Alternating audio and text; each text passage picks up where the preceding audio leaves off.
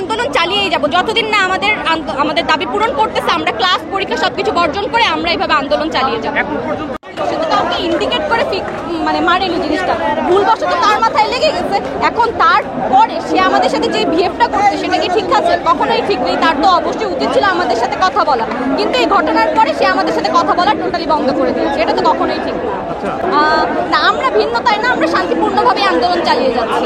আমরা শান্তিপূর্ণভাবে আন্দোলন চালাবো যতক্ষণ না আমাদের সাথে তারা কথা বলে। আমরা এখন পর্যন্ত তাদের পক্ষ থেকে কোনো সারা শব্দ কিছুই পাই না। আমরা অপেক্ষা করছি। আমরা তো একটা যৌক্তিক দাবি নিয়েই আসি, তাহলে আমাদের সাথে এখন পর্যন্ত কেন তারা কথা বলছে না?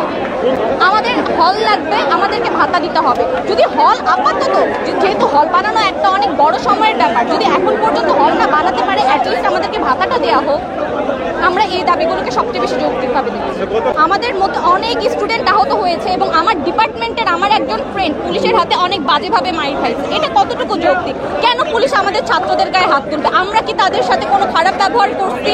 তাদেরকে কোনো কিছু করছি? কই, আমরা তো কোনো কিচ্ছু করিনি। তাহলে পুলিশ আমাদের স্টুডেন্টদের গায়ে, আমাদের টিচারদের গায়ে কেন হাত তুলবে? আমরা তো পুলিশদেরকে কিচ্ছু করিনি, তাহলে তারা কেন করবে এইসব?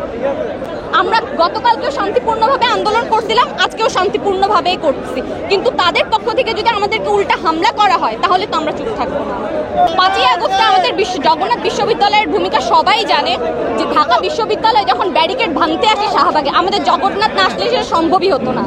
আমাদের জগন্নাথ বিশ্ববিদ্যালয়ের সকল ছাত্রছাত্রীরা ব্যারিকেড ভাঙতে চলে আসে এবং আমরা ঢাকা বিশ্ববিদ্যালয় এবং আমরা জগন্নাথ বিশ্ববিদ্যালয় একসাথেই আমরা ব্যারিকেড ভাঙি। এটা আমরা সকলেই জানি।